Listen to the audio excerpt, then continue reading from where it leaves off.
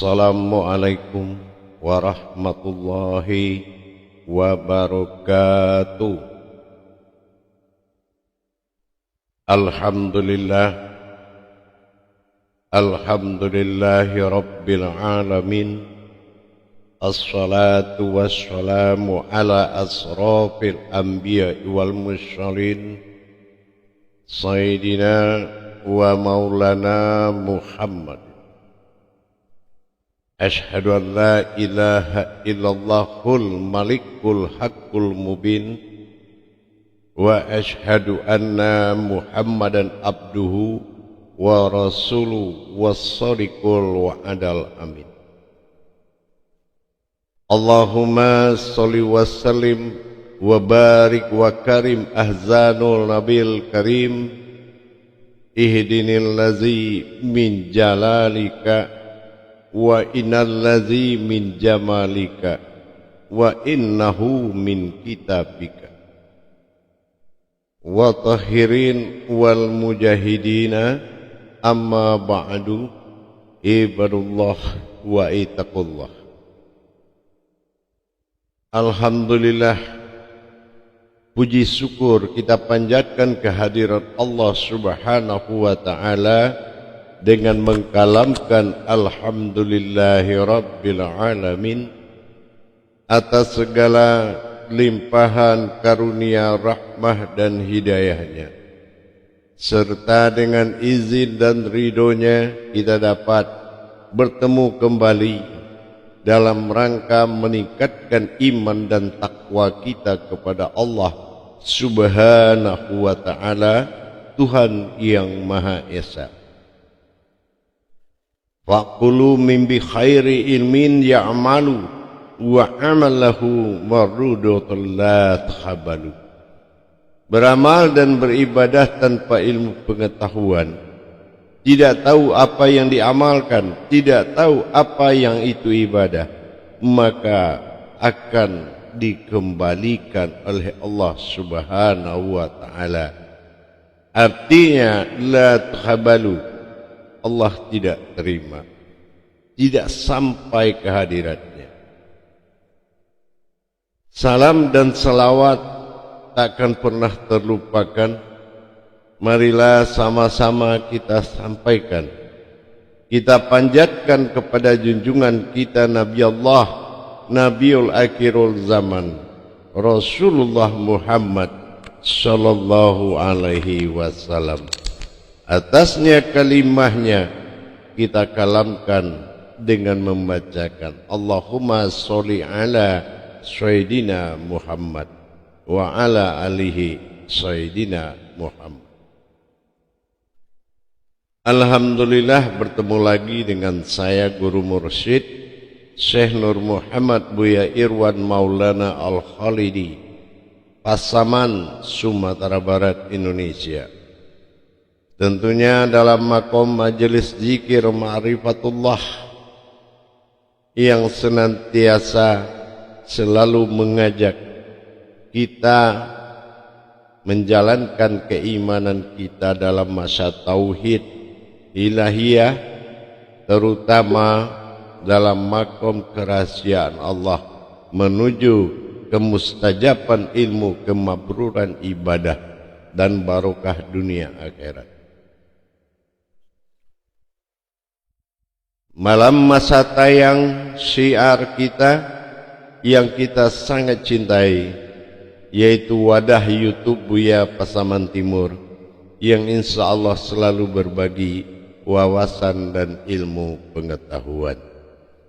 Alhamdulillah, para hadirin dan jamaah dimanapun berada, pada waktu dan kesempatan ini saya akan berbagi ilmu pengetahuan dan wawasan hakikat tentang ibadah kepada Allah. Hakikat beribadah kepada Allah inilah yang sangat utama dan pertama sekali. Apa yang pertama sekali dilakukan seseorang beribadah kepada Allah? Kalau melakukan ibadah kepada Allah ini ada beberapa jalan.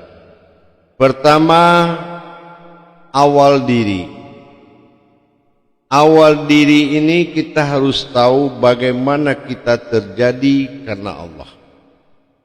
Nah, ini yang pertama.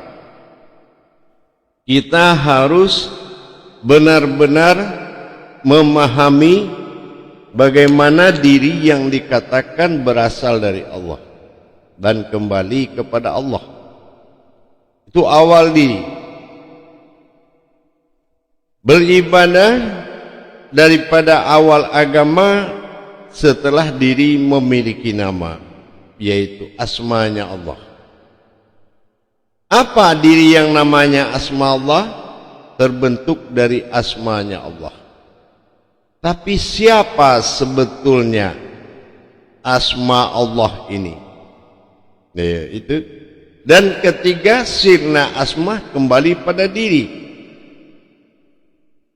Nah, untuk pertama dari awal pertemuan kita ini, yaitu mengenal siapa yang bernama Allah ini yang sebenarnya.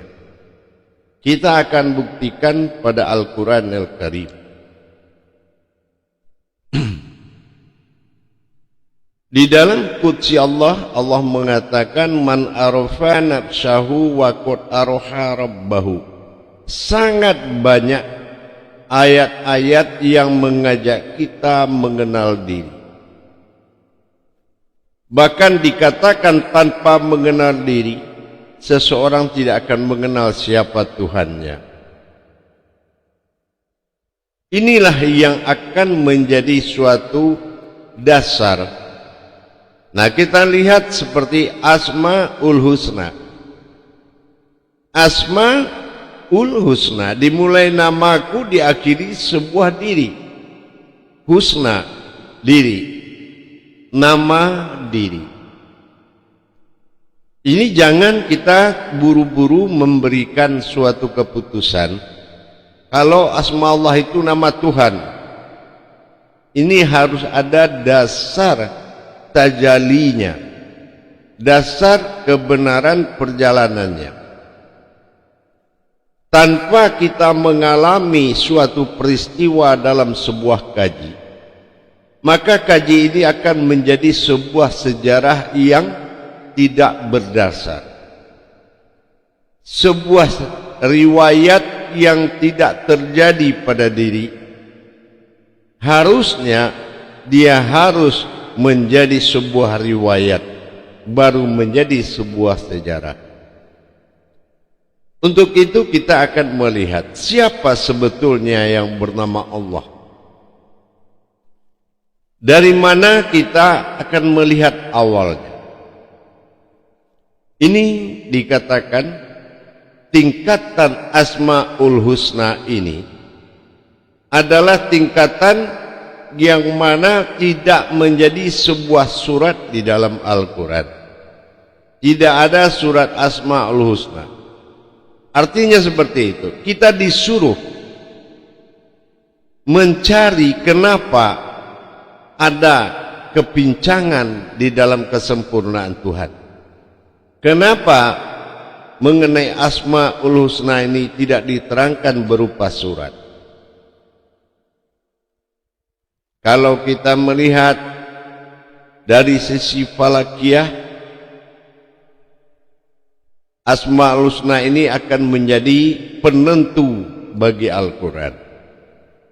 Karena sifat yang diturunkan oleh Allah terhadap nama dan diri adalah suatu sifat Rob, penguasa yang akan diwujudkan berupa diri.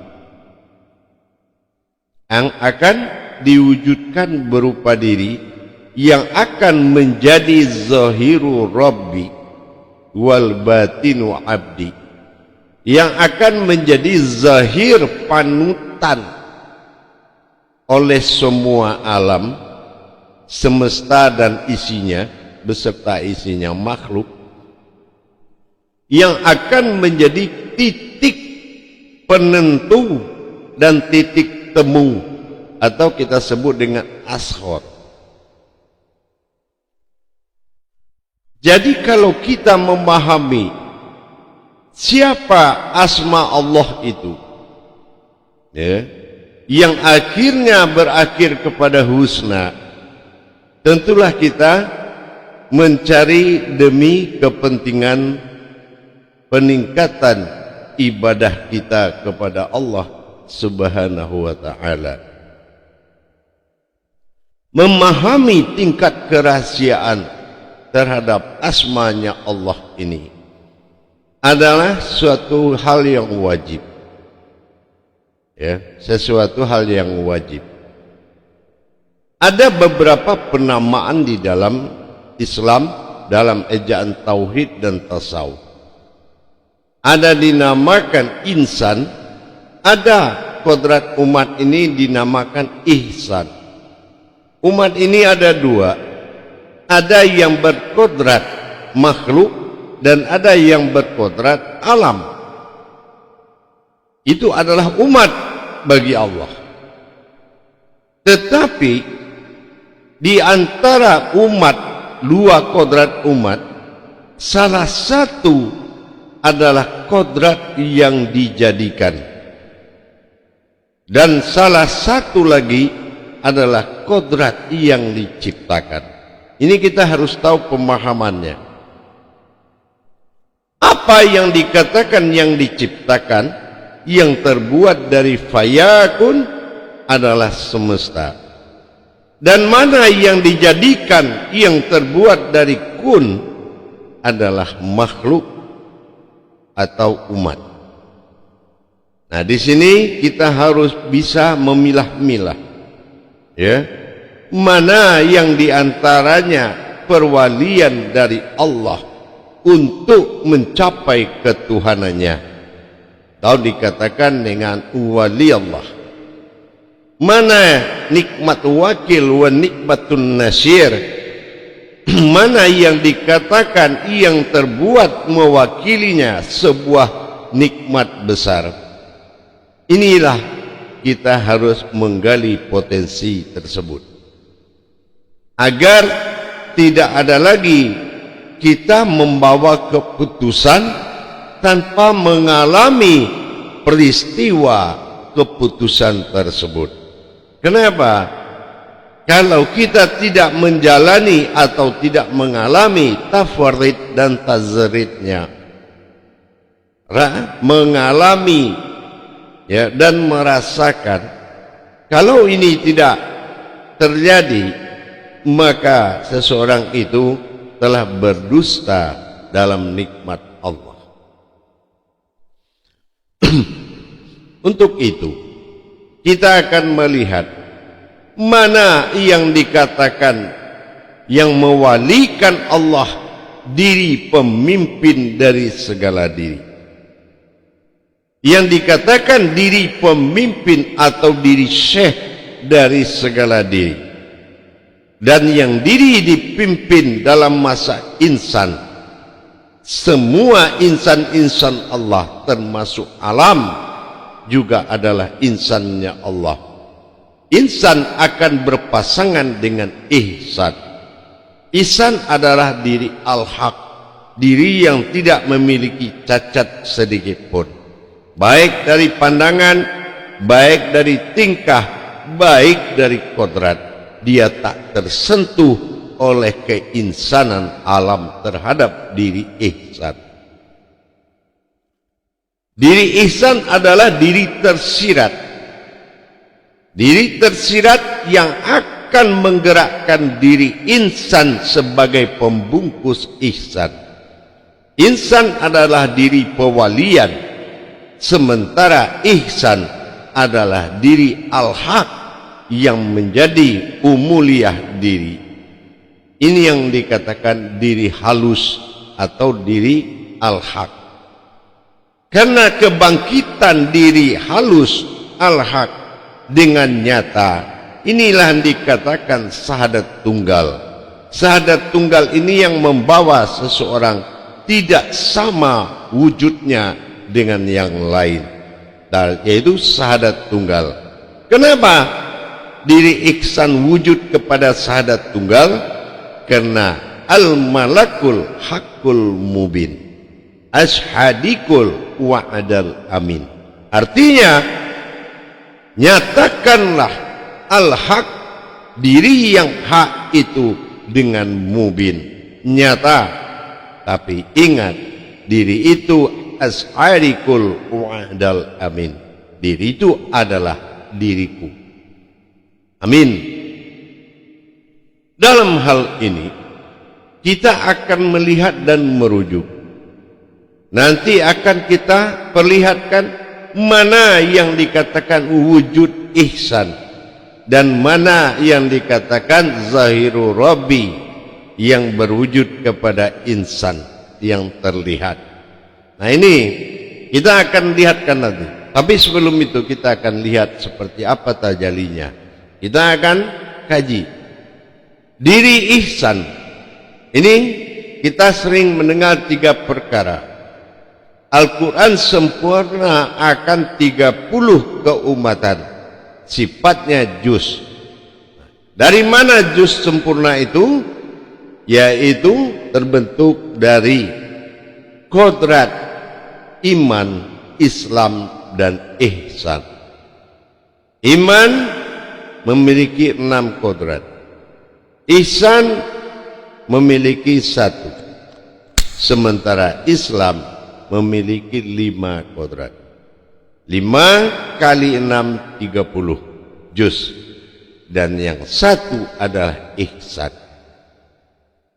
Artinya kita akan melihat jumlah tersebut dalam kalimat Allah. Alif lam lam ha. Ya.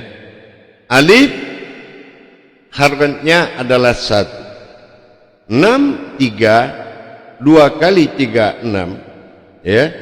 Artinya 3 3 6. Kodrat lam harkatnya 3 kali 2 lam hamzah menjadi 6. Sementara ha hakatnya 5. 1 6 5. Berarti betul. 1 ihsan, 6 rukun iman, 5 rukun Islam.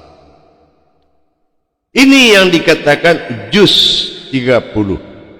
5 kali 6 ya, berjumlah 30 disebut juz ihsan. Jadi 165 ini adalah kodrat dari ihsan, karena dia adalah zatnya Allah. Alif awal, ha adalah akhir, zat, maka zat memperlihatkan ihsan dalam wujud insan. Inilah dasarnya terjadi zahiru rabbi. Zahir itu adalah ketuhanan. Jadi dengan terwujudnya, ini yang dikatakan ihsan, yaitu diri rahasia atau diri halus, atau kita sebut dengan diri al-haq. Untuk mencapai ibadah kepada ketuhanan, kita akan melihat wujud dari ihsan terhadap zahirnya Allah, yaitu wazahir keinsanan, atau dikenal dengan keumatannya. Nah, jadi kalau kita sudah memahami Allahu Akbar, maka lebur insan menjadi ihsan. Inilah maka dikatakan kehadiran dia dalam kodrat yang 1 disebut dengan ihram. Ini yang dikatakan masih dalam diri atau diri sir atau rahasia.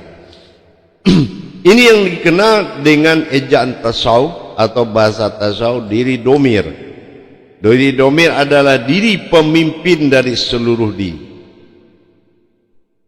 Dengan kita memahami hal demikian, maka kita melihat diri itu adalah sebuah jalan yang bernama wujudullah, diri Allah, maka disebut husna. Ya, kalau husna ini terlihat oleh zatnya Allah. Alif adalah zat, lam pertama sifat, lam kedua asma, dan ha adalah af'al atau hidup atau gerak.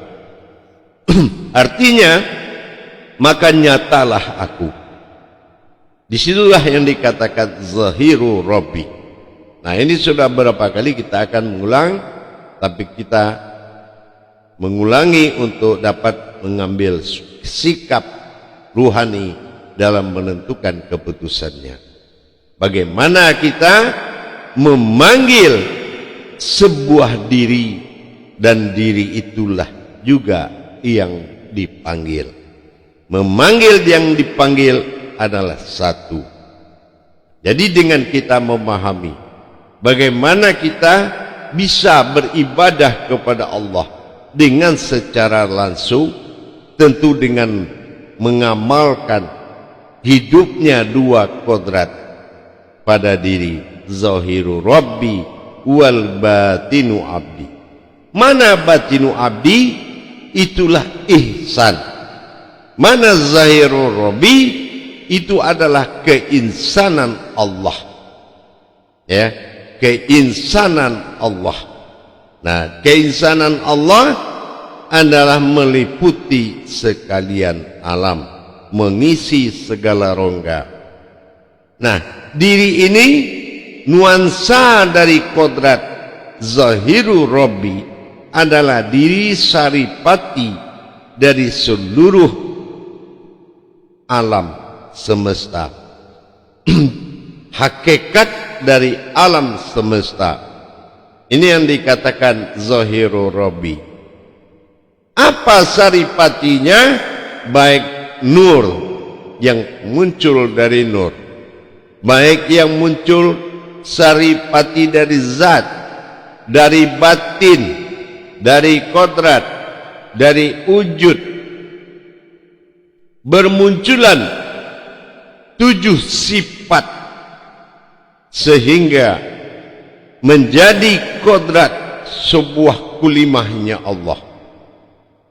Kodrat kulimah adalah kodrat yang wujud, bukan maujud, tetapi sebuah wujud yang ada di dalam zahiru Rabbi.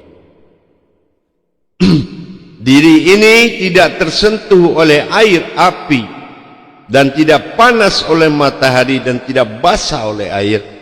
Artinya derajatnya sangat mulia. Itulah zahirnya Allah, dinamakan zahiru Rabbi.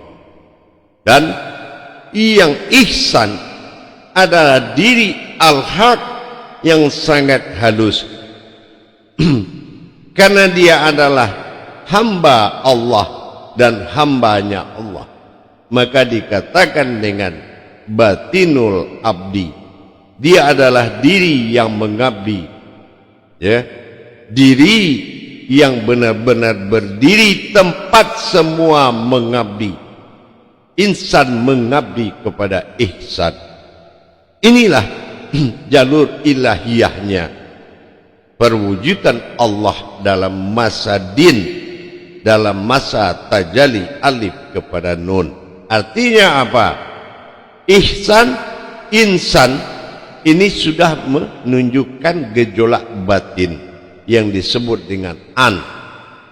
Gejolak an itu dikenal dengan insan. Ini sudah dikatakan an am ta'alaihim. Maka am akan memperlihatkan dalam masa insannya. Ta'ala adalah wujud Tuhan. Ihim dalam masa diri. Nah, inilah yang dikatakan dengan askor tadi. Diri pemimpin dari semua diri. Ini adalah ihsan. Jadi zahiru Rabbi tempatnya ihsan itu beribadah dengan wujudnya al-haqqullah, al-haqqul mubin. Nah, jadi kalau kita memahami perjalanannya, disitulah timbulnya kata-kata ma'rifatullah. Bagaimana yang dilihat itu adalah ma'rifat, yang dilihat itu adalah Allah. Bagaimana sebuah ihsan melihat Allah melalui tajalli keinsanannya, zahiru Rabbi. Ihsan diri halus seperti yang ada di depan Anda ini semua. Ini kosong. Seandainya yang kosong ini kita ibaratkan dipasangkan mata, telinga, suara dan naluri, segitulah halusnya sebuah batin. Ihsan, sebuah diri halus menatap kepada zahiru Rabbi, yaitu zahir yang terlihat ini dalam zahiru Rabb, qadra, iradat, ilmu, sama, basar, kalam, hayat. Ini yang dikatakan zahiru Rabbi. Kodrat Allah, kodratnya aku, kodratnya Allah sendirinya. Iradat Allah, iradatnya aku, iradat Allah sendirinya. Ini Allah. Zahiru Rabbi, zat yang terlihat. Zat yang terlihat. Sementara hakiki dari zat yang terlihat adalah dalam masa tulisan yang sama. Adalah rahasia, adalah zat yang terlihat. Makanya ada ihsan. Nah, sementara tajalihu itu adalah aku dalam wujud tajalli yaitu perjalanan napas yang mengatur perjalanan insan dan ihsan dalam tajalli Allah dan tajalli itulah pencapaian aku. Maka dikatakan Allah, akulah Allah. Inilah yang dikatakan aku pada keakuanku, itu dinamakan ketuhanan. Dan aku pada diriku sendiri, ini dikatakan dengan sifat Tuhan. Ini dalam hal perjalanan ketuhanan dan Tuhan. Ini harus benar-benar dikuasai. Dengan adanya diri ihsan, menatap dan beribadah, menjaga, mengindahkan, memandikan, melayani makannya zahiru Rabbi, maka kita telah betul-betul berjuang untuk melaksanakan ibadah kepada Allah. Kita naik sepeda motor sangat nikmat, maka serahkan nikmatnya kepada Allah, zahiru Rabbi. Dan serahkan nikmatnya makan, serahkan nikmatnya pemandangan, serahkan nikmatnya rasa.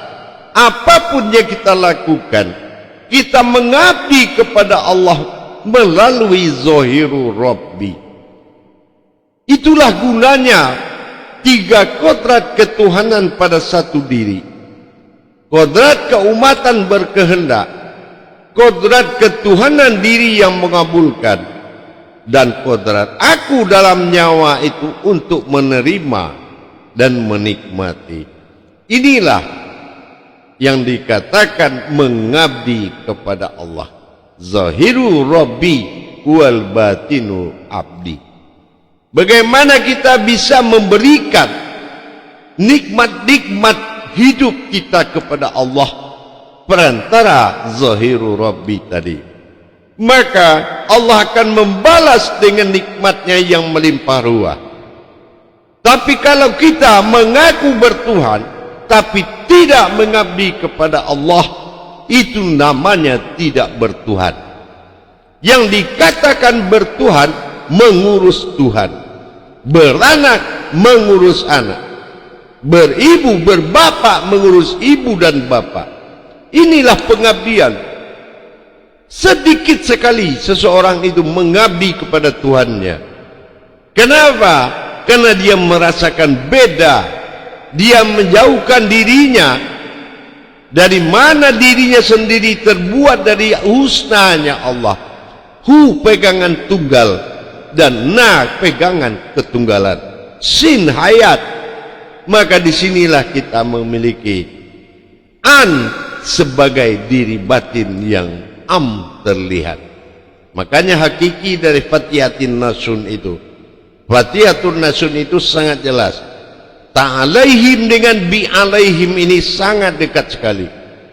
Jadi apabila kita menerapkan pengabdian kita total kepada Allah, tentulah dengan menyerahkan nikmat, sehingga kita terlepas dari maksiat, terlepas dari segala nazab-nazab yang merusak, terlepas dari pengabdian kepada kebendaan, keriaan, sihir, dan tidak ada pemujaan kepada apapun kecuali kita mengagumi wujud Allah pada diri, yaitu keinsanan yang terlihat.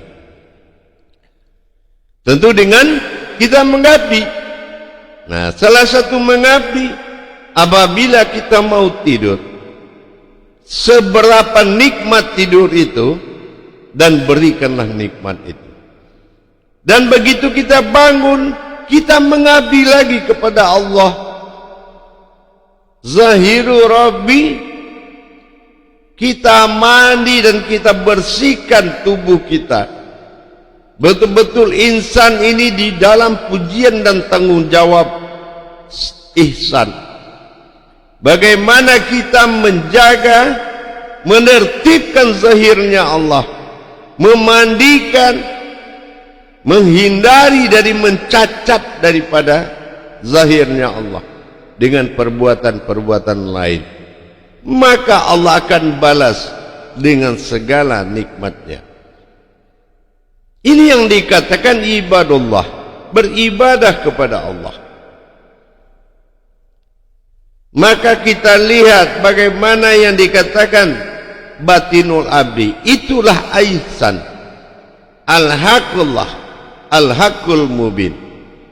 Dan bagaimana zahiru Rabbi, zat yang terlihat, dan diri yang mulia, al-haq, sementara tajalli antara dengan adalah tajalli hu, aku dalam perpaduan satu kodrat, aku. Makanya timbul hu, tajalli namanya hu. Maka ihsan dan insan telah menjadi satu kodrat asma Allah. Inilah makanya diri itu husna. Makanya diri itu disebut husna. Hu dengan na, sin hayat sebagai ilahinas. Itulah diri yang wujud daripada Tuhan. Inilah kita dasarnya zahiru Rabbi. Maka itulah yang dikatakan ibadullah. Bagaimana kita mengabdi kepada Allah dengan mengurus zahiru Rabbi. Tiap hari memuji keindahan, mudah senyum. Kenapa? Allah zahiru wal batinu. Allah itu memperlihatkan, zahir itu adalah batin yang terlihat. Kalau zahirnya, perbuatannya tidak benar, maka dia telah memperlihatkan ketuhanan yang tidak benar pada dirinya. Tuhan yang tidak benar, artinya dia memiliki junjungan yang tidak benar. Insan adalah alam dari ihsan. Ini yang harus kita jaga dalam kehidupan bertuhan 24 kalam syahadat dalam 24 jam atau waktu. Para hadirin dan hadirat dimanapun berada, jamaah yang dirahmati Allah, kalau kita jalankan pengabdian kita kepada Allah, jadi bukannya kita membesarkan diri di jalan Allah, tapi besarkan Allah di jalan diri dengan menjaga 3 penjagaan terhadap Tuhan. Allah Tuhan semesta alam. 3. Pertama, mukharabatu firruhi. Ingat, yang ruhnya Allah, yang ruhi, hayat, alif adalah diri. Wujud ihsan dan insan. Begitu juga mukharabatu fi qalbi. Mana qalbinya Allah? Masih ihsan yang ditutupi insan. Wujudnya tetap yang sama, jangan berubah. Yang ketiga, mukharabatu fi sirri. Mana yang sirri Allah, rahasia, yaitu tubuh yang merahasiakan diri. Ini yang tidak boleh kita lupakan dalam penjagaan. Dalam wujud yang sama terjadi 3 perjalanan rahasia. Maka insan adalah wujud dari ihsan. Inilah insan yang meliputi sekalian alam. Di alam dia terpecah menjadi 3. Ada insaniyah, ada insani, ada dan insanu. Tapi kalau ihsan hanya 1. Ihdinas siratal mustaqim. Inilah diri yang tersirat. Hanya 1 yang tersirat, adalah diri yang takwa kepada Allah. Wattaqallahi wa'ulmukumullah. Inilah diri yang bertawakal kepada Allah. Kalau diri pemimpin, diri ihsan, diri syekh, diri ihsan inilah yang tidak pernah Allah tolak permintaan dia. Kenapa? Karena ruh mereka, napas mereka itu adalah Tuhan, napas mereka. Maka dikatakan dalam qudsi, man arafa nafasu waqad araha illahu. Kalau dia tidak akui napas itu Tuhannya, berarti Tuhannya bukan aku. Inilah yang harus menjadi patokan isbatul yakin. Jangan mencari-cari keyakinan, tapi berdirilah sebagai yakin. Maka pengenalan diri ini sangat diutamakan. Pengenalan hakikat dan hakikinya diri ini sangat menentukan awal ibadah. Baru diatur dalam bentuk fikih. Fikih pun harus faqih, paham dengan apa yang disuruh dan apa yang maksud dilarang. Maka dikatakan dalam qudsi, awalul wajibin alal insani, ya, hawu mafifatul illahi biizdigoni. Pertama-tama yang wajib bagi sebuah diri mengenal dirinya sendiri. Mana dirinya? Dengan izdigoni, dengan sebenar-benar yakin. Kalau dia tidak kenal siapa dirinya, adalah sesuatu yang berdiri. Karena tidak ada penciptaan diri, tetapi terjadi sesuatu yang berdiri. Itu yang dikatakan diri. Yang dikatakan bukan diri tapi sesuatu yang berdiri. Inilah makanya kehadiran kita ke alam dunia, tidak ada yang mengenali diri. Karena yang ingin dikenal adalah yang punya diri melalui diri.